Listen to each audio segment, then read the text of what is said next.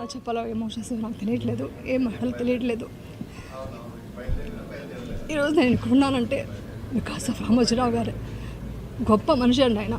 అంటే అంటే ఎంత ఇదంటే ఆయన దగ్గర నేను నేర్చుకునేది ఏంటంటే డిసిప్లిన్ అండి. ఒక టైమింగ్ మెయింటైన్ చేయడం, టైంకి రావడం, టైంకి వర్క్ చేయడం. మెయిన్ వచ్చి కష్టాన్ని నమ్ముకున్న వాళ్ళు ఎప్పుడు బాగుంటారో నాకు చెప్పేవాళ్ళు అనమాట. నేను ఎప్పుడు అడిగేదాన్ని, సార్ ఈ ఏజ్లో కూడా ఇప్పుడు వచ్చి మీరు ఆఫీస్లో ఈ రామోజీరావు దీంట్లో మనం ఇక్కడ షూటింగ్ చేస్తామన్నమాట. వెళ్తుంటే కర్టెన్ ఓపెన్ ఉంటుంది, మార్నింగ్ కరెక్ట్గా 10 o'clock ఓపెన్ ఉండేది.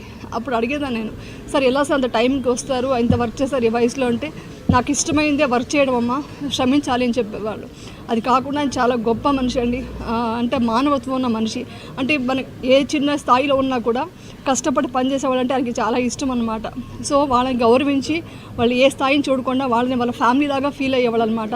అలా ఉన్నారు కాబట్టి నేను ఇప్పుడు దాకా కూడా ఇలా ఈటీవీలో వర్క్ చేసుకుంటూ ఉన్నాను ఇప్పుడు దాకా. సో ఈరోజు నాకు ఆ మాట వినగానే చాలా షాక్ అయిందండి. కానీ ఇంకో విషయం చెప్పాలి మీ అందరికీ ఏంటంటే, ఆయన ఒకటే చెప్పారు, ఏది ఉన్నా షూటింగ్ ఆగకూడదు, ఎక్కడ వర్క్ ఆగకూడదు, అందరూ క్షమించాలి అని చెప్పేవాళ్ళు. ఈరోజు కూడా బయట వాళ్ళంతా షూటింగ్ క్యాన్సిల్ చేశారు, కానీ మాకు ఇన్ హౌస్లో షూటింగ్ ఉందండి. ఈ బాధలో కూడా వెళ్ళి మన కృషి మనం చేయాలి అనేది ఆయన చెప్పిన ఒక ఇన్స్పిరేషన్గా తీసుకొని ఈరోజు నేను షూటింగ్ వెళ్తున్నాను. ఆయన ఒక పవిత్రమైన ఆత్మకి శాంతి జరగాలనేసి ఆ దేవుడిని మనస్ఫూర్తిగా కోరుకుంటున్నాను.